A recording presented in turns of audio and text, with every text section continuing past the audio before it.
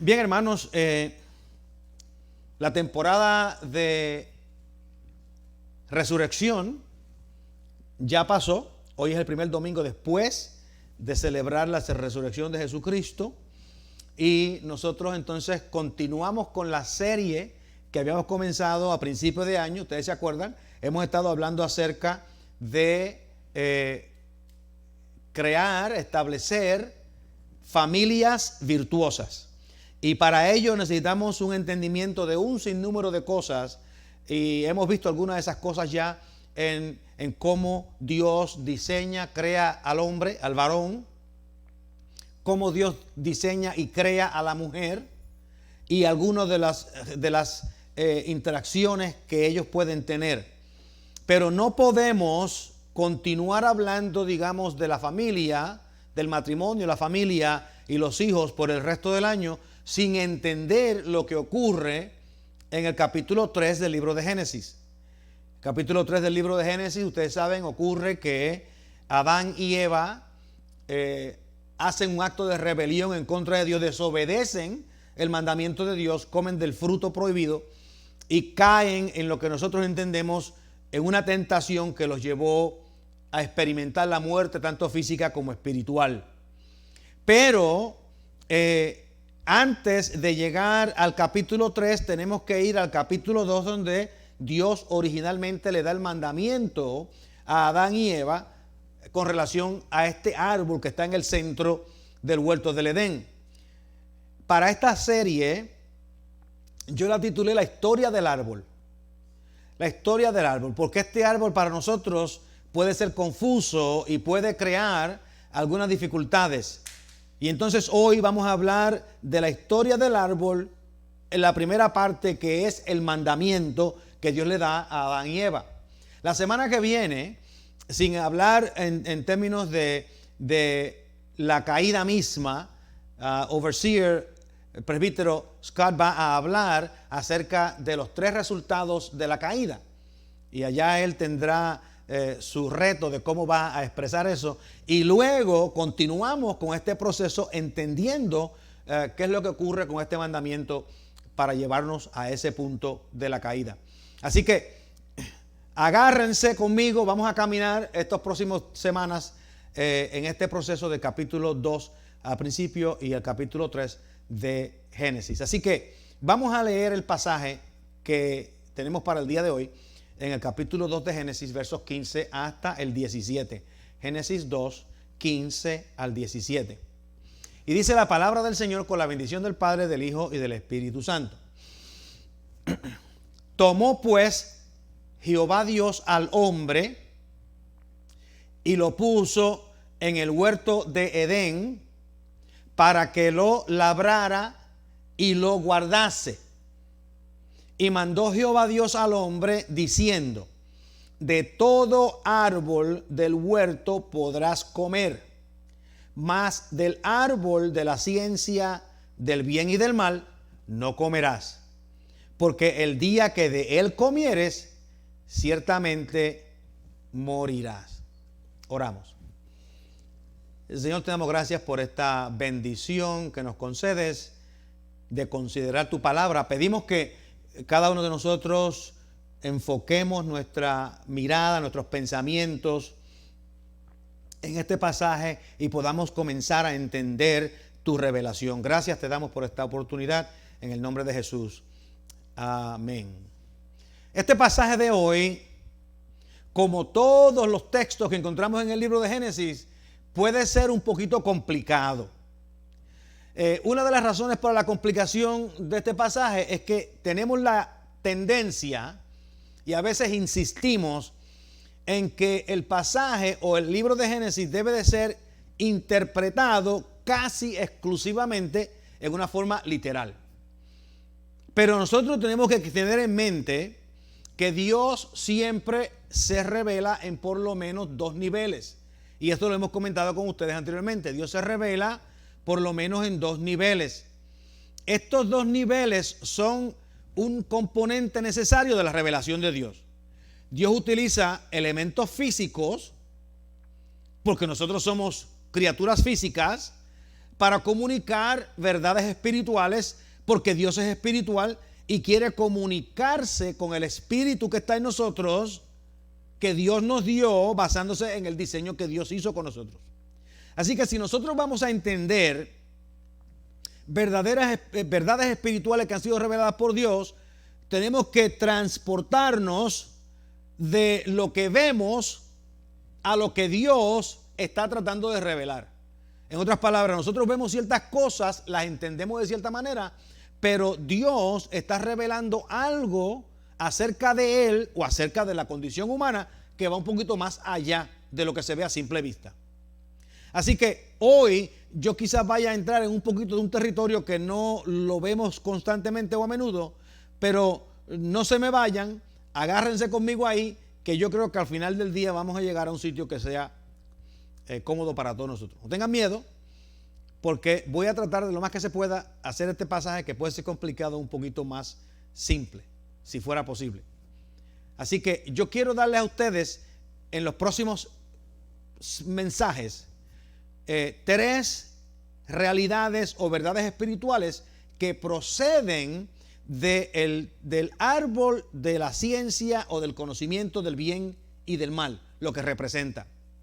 Pero antes de empezar en ese proceso, quiero hablar con ustedes acerca de lo que es obvio. Nosotros entendemos que Dios va a utilizar eventos históricos, metáforas, ilustraciones, analogías y parábolas para revelar su carácter. Le estoy explicando esto porque es necesario que entendamos que la Biblia tiene un sinnúmero de historias, tiene un sinnúmero de ilustraciones que revelan el proceso espiritual de Dios, y nosotros tenemos que entender que eso está ocurriendo en la revelación bíblica. Así que todo lo que ocurre en la Biblia, todas las historias que están en la Biblia, no fueron seleccionadas por accidente. Todas estas historias son seleccionadas porque todas revelan algo acerca de Dios y algo acerca de los seres humanos. Así que mantengan esto en mente cuando vamos en este proceso de interpretación y de estudio. Como nosotros sabemos que Dios se revela su carácter y la condición humana a través de estos eventos, nosotros tenemos que entonces ir a Génesis y ver cómo es que Dios le revela a Moisés estas verdades espirituales a través de la narración que Moisés nos da en el libro de Génesis capítulo 2. Así que estos eventos son reales, son eventos físicos, son eventos específicos, son eventos que ocurrieron, son eventos históricos, pero estos eventos reales, históricos y específicos tienen el propósito de revelar algo espiritual, no solamente de darnos una historia que suene bonita. Dios no está tratando de darnos información a nosotros para algo que suene bonito. ¿Ok? Así que cuando hablamos de estos eventos en Génesis, podemos decir que Dios dice a través de Moisés que le dijo Dios al hombre y a la mujer: de todos los árboles pueden comer, pero de este no pueden comer. Y podemos asumir que Adán y Eva estaban en un lugar específico y habían árboles específicos y Dios estaba hablando con ellos acerca de esos árboles, pero había una verdad espiritual que era más profunda de lo que se ve solamente en el árbol. Porque todos nosotros, los que estamos acá, en alguna forma u otra hemos hecho esta pregunta: si Dios sabía que Adán y Eva iban a comer del árbol del conocimiento del bien y del mal, ¿por qué lo puso en el huerto? ¿Quién de ustedes no ha hecho esa pregunta? Si usted ha leído la historia, usted ha preguntado por qué Dios puso ese árbol en el medio del huerto sabiendo que ellos iban a comer. ¿Alguno de ustedes nunca se ha hecho esa pregunta? Todos se la han hecho. ¿Por qué Dios no puso el árbol en otro sitio? ¿O por qué no le puso una verja alrededor del árbol para que ellos no se metieran? Si el árbol tenía que estar allí, ¿por qué no puso una verja? ¿Por qué Dios no hizo algo para proteger a Adán y Eva de la tentación? Porque Dios también sabía que la serpiente o el diablo estaba en el huerto. Dios lo sabía. Y Dios sabía que la serpiente era la más sagaz de todos los animales que Dios había creado. Sin embargo, Dios, sabiendo eso, con todo y con eso, crea el árbol y lo pone en el centro del huerto, y Adán y Eva obviamente comieron del árbol, del fruto, y eso trajo muerte a ellos y a nosotros. No hubiese sido más fácil, desde la perspectiva de nosotros acá, en el año 2021, que somos personas bien educados, profesionales y demás, no hubiese sido más fácil que Dios no hubiese creado ese árbol y todo el mundo todavía estuviéramos en el huerto del Edén, viviendo lo más tranquilo, comiendo manzanas sin veneno. Hubiera sido mucho mejor, pensamos. Pero la respuesta no es tan obvia en el texto como parece. Así que yo quiero hablar un poquito hoy acerca de por qué Dios describe el árbol en el centro del huerto, de la forma de lo describe y por qué era necesario que ese árbol estuviera allí.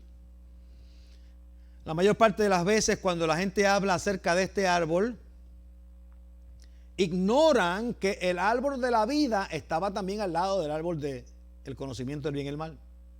Y ignoran que Dios le había dado permiso a ellos a comer de todos los árboles, incluyendo el árbol de la vida, pero les había prohibido solamente no comer del árbol del conocimiento del bien y el mal. ¿Por qué esa distinción? ¿Por qué esa distinción? Yo voy a leer el texto de nuevo para que me sigan. Y mandó Jehová Dios al hombre diciendo: de todo árbol del huerto podrás comer. De todo. Eso incluye el árbol de la vida. Mas del árbol de la ciencia, del bien y del mal, no comerás. Fíjense que este es el árbol del conocimiento del bien y el mal. ¿Por qué no quiere Dios que ellos conozcan la diferencia entre el bien y el mal? Yo pienso que la pregunta posiblemente traiciona el propósito de Dios. Yo pienso que lo que Dios quería era que ellos no conocieran el mal. Dios sabía que ellos podían conocer el bien por su relación con Dios. Pero Dios lo que no quería era que ellos conocieran el mal, y había una forma en que ellos podían conocer el mal, y yo espero que al terminar el día de hoy podamos agajarla. Porque el día que comieres de él, ciertamente morirás. ¿Por qué creó Dios ese árbol? ¿Por qué puso Dios ese árbol en el centro del huerto? ¿O qué es lo que Dios está tratando de comunicarnos? ¿Qué es lo que Dios quiere que nosotros entendamos de este evento? ¿Quieren ustedes saber qué tenemos que entender de este evento? Bueno, tienen suerte hoy, porque en el nombre del Señor yo quizá le pueda contestar esa pregunta. Así que déjenme decirle el primer simbolismo o el primer significado del árbol del conocimiento del bien y del mal. Y el primer secreto es que el árbol del conocimiento del bien y del mal representa el libre albedrío del ser humano. Representa el libre albedrío del ser humano. Eso quiere decir que el árbol está presente, pero cuando Dios le da el mandamiento a Adán y Eva que no coman de ese árbol, Dios le estaba diciendo: ustedes tienen no solamente la opción, sino la libertad para participar o no participar de comer de ese árbol, y yo no les voy a impedir el que ustedes lo hagan. La presencia del árbol no es lo que hace que Adán y Eva pequen.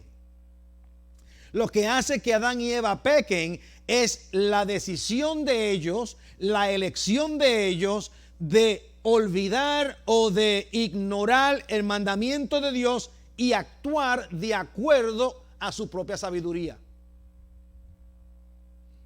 Por eso es que el árbol es real, por eso es que el mandamiento es real, pero también la acción de ellos es real. Sí, la historia de este árbol no es acerca del árbol, sino acerca de la decisión que Adán y Eva toman en relación al árbol. Ustedes se acuerdan o ustedes saben la historia, que en la misma forma que el árbol representa algo diferente, la serpiente en el huerto del Edén no representaba serpientes. Pedro nos dice que la serpiente antigua era el mismo diablo. Por lo tanto, cuando nosotros vemos el lugar o la serpiente, no estamos hablando de que es un animal que andaba en dos patas o que podía hablar. Porque mucha gente pierde tiempo tratando de definir, bueno, y la serpiente andaba en dos patas, y la serpiente podía hablar. Y la serpiente, porque si la serpiente andaba en dos patas y podía hablar, quiere decir que tenía la mente, que tenía conciencia. Y nosotros no tenemos ninguna evidencia en la historia de la vida humana que la serpiente ni ningún otro animal tiene autoconciencia, tiene capacidades de hablar, tiene capacidades de andar o de conversar con la gente humana. Quiere decir que ya sea que la serpiente le habló a Adán y Eva, quien estaba hablando a través de la serpiente no era la serpiente, era el diablo mismo. Entonces, cuando empezamos a hablar de que si tenía cuatro patas, de que si podía andar, de que estaba de pie, o que si estaba haciendo así, o siendo, o sea, estamos enfocándonos en la serpiente, que es el evento físico, y no estamos enfocándonos en la revelación de lo que está ocurriendo en el evento. Así que yo no voy a debatir si la serpiente andaba en dos patas, como decía mucha gente, ni voy a debatir si la serpiente tenía cuerdas vocales, o si la serpiente tenía autoconocimiento, y tenía distinción entre la serpiente y Adán y Eva, porque esas cosas no son relevantes en lo que se refiere a la revelación de Dios. Estas cualidades le pertenecen a Dios. Dios las reservó para Él, los ángeles y los seres humanos. Ningún otro animal en la historia, en ningún sitio, habla o dice ese tipo de cosas a menos que Dios haga un evento para hablar. En esa situación no poseen estas cualidades. Así que nosotros tenemos que entender que Dios está revelándolo aquí bien importante. Por lo tanto, nosotros podemos entender que la serpiente, como dijo Pedro, es la revelación del diablo que estaba allí en el huerto del Edén. Pero en este caso, cuando nosotros hablamos de este árbol, estamos hablando de un árbol que representa algo más allá de lo físico del árbol mismo. Así que aquí en el Génesis tenemos una historia que nosotros hemos leído 1,000,000 de veces, y la mayor parte de las veces la leemos bien rápido porque no queremos hacer las preguntas pertinentes. Tenemos dificultades en aceptar o en ver qué es lo que Dios está tratando de decirnos. Y especulamos muchas cosas, lo que es bueno, porque podemos entonces pensar en qué Dios nos puede estar tratando de decir. Pero siempre la pregunta se mantiene: ¿por qué creó Dios el dichoso árbol? Porque estamos nosotros en la lucha que tenemos ahora precisamente por ese árbol. Pero cuando miramos al árbol desde la perspectiva que está revelando algo diferente, entonces podemos ver que el árbol estaba en el centro del huerto porque era fundamental para nosotros entender la vida humana. En otras palabras, Dios no creó aquel árbol nada más porque Él tenía un capricho. Dios no cree el árbol nada más que porque Él estaba tratando de probar algo. Dios cree el árbol porque es esencial para la vida humana. Nosotros, como seres humanos, no podemos funcionar en una relación con Dios o en una relación con otras personas. No podemos aprender a amar, no podemos aprender a compartir, no podemos aprender a perdonar, no podemos aprender a relacionarnos si no tenemos la voluntad libre para hacerlo. Nosotros, los seres humanos, somos los únicos que podemos escoger con quién nos vamos a casar. El hombre y la mujer realmente miran a su potencial pareja y deciden: yo me voy a casar con este o esta, no con aquel o con aquella. Nosotros podemos escoger eso. En el mundo animal eso no ocurre. Cuando llega el momento de que los animales van a unirse para procreación, usted puede agarrar un toro de New York, montarlo en un tren, llevarlo a California, y ese toro va a procrear con cualquier vaca que se una allá en California sin preguntarle quién es y de dónde viene. Porque no le importa. No está diciendo: pero espérate, la vaca que yo tenía allá en New York era de pelo negro y esta vaca de acá es pelo blanco. No, al toro no le importa. Porque esa conciencia no existe. Quien tiene esa conciencia somos usted y yo. Nosotros sí podemos distinguir. Nosotros sí podemos tener una pareja para toda la vida. Hay dificultades que ocurren en la vida, pero nosotros sí podemos tener esa opción, esa oportunidad en cómo nosotros funcionamos. Así que algunas de nuestras decisiones posiblemente no son las mejores del mundo, como la podemos ver con Adán y Eva. Y algunas de nuestras decisiones resultan malas y nos casamos con gente que son tóxicos. Porque eso también ocurre. Uno toma una decisión, uno cree que es buena, se casa con una persona tóxica y entonces termina más tarde en un divorcio. Pero en el mundo animal a ellos no les importa. A ellos no hay divorcio, no hay casamiento, no hay pacto, no hay ninguna clase de relación, no hay ninguna clase de que, bueno, estuvimos anoche en la fiesta, nos dimos 2 o 3 tragos, vamos a estar juntos esta noche, vamos a ver si hacemos que esto funcione. Nada de eso. Procreamos, nos fuimos, cada cual se fue a su casa. Pero en el mundo espiritual de los seres humanos, nosotros no funcionamos así, porque tenemos un conocimiento y una autoconciencia, y eso proviene del libre albedrío. Sin el libre albedrío no fuésemos quienes somos. Seríamos unos autómatas, unos robots sin funcionamiento. Eso crea dificultades, porque tenemos que tomar decisiones. Pero yo quiero darle a ustedes un secretito. Cada uno de nosotros está decidiendo todos los días si comemos o no comemos del árbol del conocimiento del bien y del mal. Todos los días. El árbol está presentado en el huerto del Edén como una opción para Adán y Eva. Pero cuando Moisés escribe 5,000 años después, o la cantidad de miles de años que fuera, cuando Moisés escribe, él está escribiendo de una forma que él pueda entender lo que Dios está revelando. Y Moisés escribe, y en esa escritura Moisés le dice al pueblo: escojan hoy servirle a Jehová Dios y no a los dioses de Egipto. En otras palabras, ustedes tienen la libertad de escoger. Ustedes tienen la libertad de decidir andar con Dios. Y por eso es que nosotros todavía hoy estamos comiendo o decidiendo cómo vamos a comer del árbol del conocimiento del bien y del mal. Por ejemplo, ¿cómo nosotros hacemos estas decisiones? Esta mañana ustedes se levantaron. Ustedes todos se levantaron porque están todos aquí. Y esta mañana ustedes tomaron la decisión de salir de las camas. Y después que toman la decisión de salir de las camas, algunos desayunaron y otros no, porque algunos tienen miedo a los desayunos por las mañanas, qué sé yo.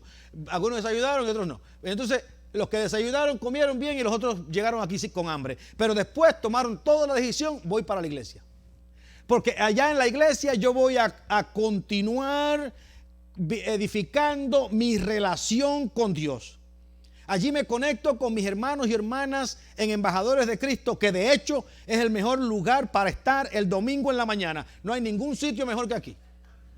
O sea, eso está, la evidencia de las estadísticas públicas lo demuestra. Pero usted tomó la decisión de venir a desarrollar su vida espiritual con Dios y llegó a este lugar. Esa fue una decisión espeluznante. Así que desde que usted se levantó esta mañana, olvídese de ayer, de la semana pasada y del año pasado. Desde que usted se levantó esta mañana, usted ha estado tomando decisiones en qué voy a hacer con el árbol del conocimiento del bien y el mal. Desde que se levantó esta mañana. Aquí en la iglesia estamos ahora tomando decisiones en cómo vamos a participar o qué vamos a hacer después que salgamos de este lugar. Pero hay gente, no como ustedes, que esta mañana, no que sean gente mala ni nada de eso, pero que esta mañana decidieron que iban a comer del árbol, pero iban a tomar una decisión diferente. Ellos decidieron: hoy yo no necesito ampliar o mejorar mi relación con Dios. Yo me voy a quedar en casa, me voy a quedar durmiendo. Dios puede esperar. Esto no es una crítica. Estamos diciendo que diferentes personas toman diferentes opciones a diferentes lugares por diferentes razones. Pero cualquiera que sea la decisión que usted toma, usted fue libre para tomar la decisión y llegar aquí y comenzar a trabajar en su relación con Dios, y hubiese sido libre para quedarse en su casa.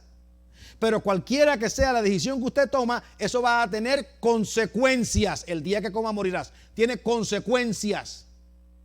Porque Dios nos dio a nosotros el libre albedrío para tomar las decisiones. Y ahí es que está la belleza del árbol. La belleza del árbol está en que depende de usted y de mí el cómo nosotros vamos a desarrollar nuestra relación con Dios o el cómo la vamos a ignorar. El cómo vamos a construir una relación con Dios o el cómo vamos a sencillamente caminar de una forma que sea importante o no. Eso fue cierto en el huerto del Edén y fue cierto esta mañana cuando usted se levantó y comenzó a tomar sus decisiones. Porque hay un evento aquí que es bien importante que ocurre. Y es que la mayor parte de la gente quieren que el Señor intervenga en sus vidas. Esto es bien importantísimo. La mayor parte de la gente quiere que el Señor intervenga en sus vidas cuando les conviene a ellos. Pero cuando no les conviene, ellos quieren tomar sus propias decisiones independientes de Dios sin que haya ninguna clase de consecuencias. Déjeme decir un secreto. Ya sea que usted tome una decisión para mejorar su relación con Dios o para ignorar su relación con Dios, Dios lo va a dejar que tome esa decisión. Él no lo va a obligar a tomar una decisión que usted no quiera tomar. Él lo va a dejar. Él le va a decir en el oído, debiera levantarte y ir a la iglesia esta mañana. Y el Espíritu dice, debiera de ir, ¿verdad? Pero después que, yo no voy, me quedo aquí. O sea, esa decisión, y usted la toma la decisión y Dios lo deja que la tome. Porque Dios le dio a usted ese libre albedrío para tomar esa decisión. Mira, nosotros somos gente extraña. ¿Usted se ha dado cuenta que nosotros como seres humanos somos gente extraña? Mira, un día usted decide que va a ir de vacaciones a las Bahamas. Y se fue para las Bahamas de vacaciones. Bahamas, yo nunca he ido allá, pero me dicen que hay unas playas bonitas y que es un sitio bien elegante para ir. Creo que sí fuimos en un viaje. Anyway. Pero usted llegó a las Bahamas y esa noche usted está bien emocionado, se fue para el club, estuvo hasta la medianoche y mientras estaba allá bailando y tomando, le robaron la cartera con todo el dinero. Y entonces usted comienza a echarle la culpa a Dios, primero porque lo dejó que se fuera para las Bahamas. Y después porque no le dijo que el ladrón lo estaba esperando en la parte de afuera. Y después, entonces Dios, ¿por qué no me preveniste que hiciera aquello? Mira, me robaron todo el dinero. ¿Dónde estabas tú metido cuando me estaban robando el dinero? Porque nosotros hacemos decisiones y después cuando vienen consecuencias, no porque uno vaya a las Bahamas de vacaciones, pero cuando vienen las consecuencias, lo primero que hacemos es culpar a Dios. Eso fue lo que ocurrió en el huerto del Edén. Adán y Eva están en el huerto del Edén, comenzaron a hacer apple pies y allá empezaron a comer manzanas. Eso fue culpa de la serpiente que metiste aquí en el huerto. Eso fue culpa de la mujer. Eso fue culpa de todo el mundo, menos la decisión que ellos tomaron. Si usted quería la opinión de Dios en su viaje a las Bahamas, debió habérselo preguntado antes de irse. No después que llegó a las Bahamas. Y debió haberle preguntado al Señor, ¿qué debo de hacer para protegerme cuando llegue allá? ¿Qué dicen? Así que este árbol del conocimiento del bien y del mal representa nuestro libre albedrío. Representa nuestra opción de elegir. Y la opción de elegir, como ocurrió en el huerto del Edén, tiene consecuencias. Y las consecuencias son a veces naturales por las decisiones que se toman. Y a veces son consecuencias que son sin intenciones, porque no esperábamos que esas fueran las consecuencias de la decisión que se tomó. Fíjense, nosotros a veces leemos esta historia que fue escrita hace 10,000 años atrás y la vemos como algo que está tan lejos, como algo que no se conecta con nosotros. Amados hermanos, la historia de Adán y Eva en el huerto del Edén es la historia suya de esta mañana. La historia de Adán y Eva en el huerto del Edén es la historia suya de hoy, porque Adán y Eva tomaron una decisión que los llevó a la muerte. Y nosotros tomamos decisiones que nos llevan a la muerte o que nos llevan a la vida. Si queremos tener vida, tenemos que comer del árbol que está en el centro del huerto, pero que es el árbol de vida, que nosotros lo llamamos Jesucristo en la cruz, que murió por los pecados de los hombres. Y usted tendrá vida. Si usted quiere elegir el árbol del conocimiento de la ciencia del bien y el mal, usted ignora el árbol de la vida y se va a comer del árbol otro que separa y que rechaza la relación con Dios y termina en muerte. El evento de Adán y Eva no fue hace 10,000 años o los años que fuera. El evento de Adán y Eva fue esta mañana, con usted en su casa. como este árbol es un árbol de decisiones, en algún momento ellos tenían que tomar una decisión. En la vida de nosotros tenemos que tomar decisiones todo el tiempo. Te toma decisiones todo el tiempo. Todos los días toma decisiones. Alguna gente se dejan llevar por la turba. Otros se dejan llevar por las opiniones de otros. Pero todos los días nosotros tomamos decisiones. La idea de tomar esas decisiones es que tenemos que tomar decisiones que estén de acuerdo al carácter de Dios para que tengamos vida. Si están en contra del carácter de Dios, vamos a encontrar muerte. Y podemos echarle la culpa a Eva, como dice el chiste. Dios creó al hombre y descansó. Después creó a Eva y nadie ha descansado ese día. Eso es el chiste. Usted puede echarle la culpa a Eva si usted quiere. Pero esta mañana, algunos de nosotros, de los seres humanos aquí en Columbus, Georgia, actuamos como Adán y otros actuamos como Eva porque todavía tenemos la libertad de elección. Déjeme decir algo más. Cuando la gente o cuando le echamos la culpa a Eva por nuestro propio pecado, tenemos que recordar que nosotros tenemos una conciencia. Y en esa conciencia nos señala qué es lo que Dios espera de nosotros y qué no espera de nosotros. Lo que sucede en muchas ocasiones es que como nosotros no escuchamos a Dios, no sabemos entender a Dios, no sabemos interpretar el mensaje de Dios, actuamos basándonos en nuestros propios designios y no en cómo Dios ha diseñado que funcionemos. Así que cuando Moisés escribe, él no estaba escribiendo para Adán y Eva. Adán y Eva llevaban 10,000 años de muertos. Él estaba escribiendo por la gente que él estaba en el desierto en esos días, hablando con ellos y guiándolos y diciéndoles: tornen sus vidas a Dios, no adoren los ídolos de los egipcios, sírvanle a este Dios. Y él estaba apelando a sus conciencias, él estaba apelando a su capacidad de decisiones para que ellos pudieran tomar decisiones que trajeran vida. Me voy a dar aquí por una tangente, como decimos allá en Puerto Rico, por una marginal. Una marginal es una calle que está al lado del expreso. Voy a ir por una marginal. Así que voy a dar una vueltita por una marginal. Esto es intencional porque es parte de este proceso. Mucha gente, nosotros incluidos, en ocasiones podemos encontrarnos en situaciones malas, difíciles. A veces puede ser un matrimonio malo, o a veces puede ser una relación de negocios dañina. ¿Y qué es lo que la mayor parte de la gente hace cuando tienen un matrimonio difícil o una relación de negocios difícil o una amistad difícil? ¿Qué es lo que la mayor parte de la gente quiere hacer? La mayor parte de la gente quiere orar, y yo entiendo que debemos de orar. Pero ¿cómo oramos? Una mujer está casada con un hombre y está teniendo problemas dificultades en el matrimonio y ora así. Esto es un ejemplo. Esto no es que usted está orando así ni que nadie ya está orando así. Esto es un ejemplo. Ora de esta manera: Señor, tú sabes que mi esposo es un necio. Yo ni siquiera sé por qué me casé con él. Tú debiste haberme detenido antes de casarme con esta persona, pero no lo hiciste. Te estamos echando la culpa a Dios.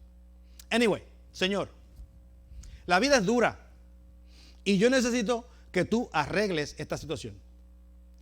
Tú me lo puedes quitar de la vida y así yo puedo estar libre de nuevo, no necesariamente para servirte, pero para encontrar un mejor esposo. Señor, yo no quiero que tú lo mates, pero si lo vas a matar, yo lo apreciaría. Amén. Ah, se me olvidaba algo. Señor, antes de que te deje ir, si lo vas a matar, que sea una muerte no dolorosa. Porque tú sabes, yo no quiero que la gente piense que yo soy una persona cruel. Amén. Déjeme decirle algo. Esta no es una oración que agrada a Dios y que Dios va a contestar. Si Dios fuera como yo, cuando usted empezó a orar la oración, yo llamaba a un ángel y le decía, llamaba a Alexa: Alexa, ponme ahí canciones de amor de los 80. porque yo realmente no puedo escuchar a esta persona seguir orando. Déjeme decir otro secreto. La oración no es un arma de guerra espiritual. La oración no es un arma de guerra espiritual. Ustedes oyen personas hablar que dicen que son guerreros de oración. La oración no es un arma de guerra espiritual. La oración ocurre en preparación antes de la guerra. Pero la oración no es un arma de guerra espiritual. Si no me creen, se lo voy a probar. Efesios 6, del 13 al 18. Ustedes conocen el pasaje, ni tienen que ir allá. Dice el apóstol Pablo estas palabras: por tanto, tomad la armadura de Dios para que podáis resistir el día malo y habiendo acabado todo, estar firmes. Fíjense, él dice tomad la armadura de Dios. Verso 14. Estad pues firmes, ceñidos vuestros lomos con la verdad. Ahí tienen un arma. Y vestidos con la coraza de justicia. Ahí tienen otra arma. Y calzados los pies con el apresto del evangelio de la paz. Ahí tienen otra arma. Sobre todo tomad el escudo de la fe. Ahí tienen otra arma. Con que podáis apagar los dardos del fuego del maligno. Y tomad otra arma, el yelmo de la salvación. Y otra arma, el espíritu de la paz, que es la palabra de Dios. Esas son las armas de guerra. Eso quiere decir que nosotros tenemos que instruirnos en la verdad, instruirnos en justicia, instruirnos en el conocimiento de la paz, del evangelio, instruirnos en la fe, instruirnos en el proceso de salvación e instruirnos en la palabra de Dios.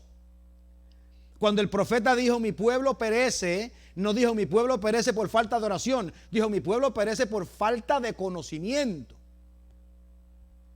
Pablo sí incluye la oración, pero incluye la oración diciendo en todo tiempo oren y supliquen al Espíritu Santo, y dice con toda perseverancia y súplica para todos los santos, incluyéndome a mí, oren por mí, porque yo tengo que presentar el evangelio a otras personas. Así que a veces nosotros utilizamos la oración para tratar de controlar situaciones o dificultades. La gente perece por falta de conocimiento, no por falta de oración o de ayuno. El ayuno es bueno y la oración es buena, pero si vamos a enfrentarnos con una guerra espiritual, tenemos que enfrentarnos con esa guerra espiritual a través de las armas que Dios ha puesto en nuestras manos.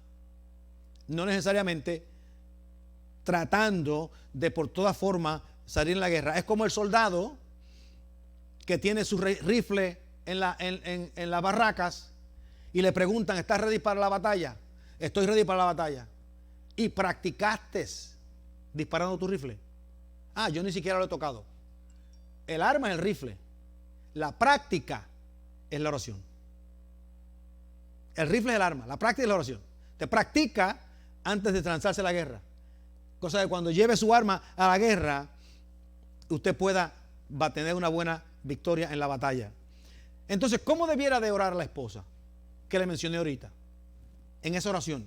Estoy en una tangente porque estamos hablando de decisiones y de libertad espiritual. Yo diría que podríamos orar de esta manera: Señor, tú sabes que estoy comprometida, está la esposa orando, contigo. Y yo quiero conocerte mejor y tener una mejor relación contigo. Tu gracia tiene el poder transformador de los corazones de los hombres. Dame sabiduría. Dame la sabiduría que yo necesito para guiar a mi esposo hacia ti. Dame el valor que necesito para estar fiel en medio de mi lucha. Y Señor, dame la fortaleza que necesito para poder esperar que tu voluntad sea hecha en mi esposo. Amén. Eso es un ejemplo. En otras palabras, nosotros a veces en nuestras propias oraciones oramos al revés. Señor, dame la capacidad y el poder y la fuerza de carácter para controlar a mi esposo y a mis hijos. Dame el valor para decirle al vecino que se vaya al infierno. Dame. O sea, nosotros oramos mal. Oramos mal. Así que me fui a una tangente porque nosotros tenemos unas opciones en cómo nosotros vivimos y en cómo nosotros andamos. Y todo está basado en ese proceso de elección de libre albedrío. Vamos a seguir esta lucha Porque tenemos que llegar a un sitio donde nosotros comencemos a madurar espiritualmente. Cierro con estas palabras. El apóstol Pablo escribió a la iglesia de los Corintios unas palabras más o menos así. Cuando yo era niño, pensaba como niño, actuaba como niño, andaba como niño. Pero cuando fui hombre, dejé las cosas de niño para actuar y funcionar como un adulto. Estoy parafraseando. En otras palabras, el apóstol Pablo no está hablando de que él era hombre. Él era un hombre y habla como hombre. Pero él está diciendo, cuando nosotros somos niños, funcionamos de una forma, pero cuando comenzamos a madurar como individuos, comenzamos a funcionar de una forma diferente. Porque podemos hacer diferentes decisiones. Podemos hacer diferentes elecciones. Podemos escoger diferentes opciones en la vida. Ese es el árbol del bien y del mal. Ese es el árbol del conocimiento del bien y el mal. Que nosotros podamos distinguir entre las dos cosas y tomar decisiones que sean para bien. Tomar decisiones que sean saludables. Y las decisiones saludables todas están basadas en el carácter de Dios. Las decisiones no saludables están basadas en las pasiones y en los deseos de la carne, o es a saber, en los deseos que nosotros tenemos que están en contra del deseo de Dios. Déjeme decir, hermanos, que todo el mundo tiene fe y todo el mundo tiene libre albedrío. Y eso de que los ateos no creen en Dios, no, los ateos discuten que no creen en Dios. Pero nadie funciona en este mundo sin fe. Todo el mundo funciona con fe. Lo que sucede en muchas ocasiones es que nosotros permitimos que el mundo nos seduzca. En otras palabras, dejamos que la serpiente nos susurre en el oído para que tomemos decisiones que van en contra del llamado de Dios. Si usted y yo no pudiésemos tomar una decisión, si no pudiésemos tomar una decisión de aceptar la verdad del Evangelio, en vano predicaríamos. Si no podemos tomar una decisión de aceptar cuando se hace el llamado del Evangelio, la predicación sería totalmente en vano. Pero el llamado de Jesucristo fue el siguiente: arrepentíos, porque el reino de los cielos entre vosotros está. En otras palabras, el Señor llamó a aquella gente a arrepentirse. El Señor llamó a aquella gente a escuchar la verdad del Evangelio y a decir: es necesario que yo tome una acción por Dios. Es necesario que esa acción la tome yo. Hermanos, no le pase esa decisión a otra persona. No diga: yo no fui a la iglesia porque mi esposo no me dejó ir. No diga: yo no fui a la iglesia porque mi esposa no me dejó ir. No diga: yo no oré porque estaba muy preocupado y la película estaba muy buena. Mire, hermanos, todas esas son decisiones que nosotros tomamos. Todas. Y el Señor nos va a llamar a cuentas basándose en las decisiones que tomamos. Y cada uno de nosotros tiene que hacerse dueño de sus decisiones. No llamar a otro a hacerse dueño. Así que escúchenme. La historia del árbol del conocimiento del bien y el mal se está repitiendo todos los días. Usted y yo hemos escuchado el Evangelio y usted y yo somos responsables por responder al Evangelio. Usted y yo hemos escuchado el mensaje de salvación y usted y yo somos responsables por aceptar el mensaje de la salvación. Mire lo que sucede. Si alguien rechaza el mensaje de la salvación, eso no fue culpa de Dios. Porque al lado del árbol del conocimiento del bien y el mal estaba el árbol de la vida. Y cada uno de nosotros debemos de llegar al centro de nuestras conciencias. Debemos llegar al centro de nuestros pensamientos, de nuestra mente, ver los dos árboles y tomar una decisión. ¿Cuál árbol? ¿De cuál árbol debo yo participar? Adán y Eva escogieron el árbol del conocimiento del bien y del mal. Nosotros los que estamos aquí hoy escogimos el árbol de la vida representado por Jesucristo en la cruz y la tumba vacía en Jerusalén. Demos ese cambio, demos esa vuelta y empecemos a vivir esta vida que aquí hablamos en Embajadores de Cristo, que es agradable a Dios y satisfactoria para nosotros. Amén. Te damos gracias por esta bendición, Señor. Permite que cada uno de nosotros hayamos quizás aprendido algo nuevo o refrescado algo que ya sabíamos. Bendícenos en esta mañana. Guíanos, Señor, para ser fieles en todas nuestras acciones. Danos sabiduría para entender tu mensaje y danos, Señor, la disciplina para mantenernos firmes en él. En el nombre de Jesús. Amén.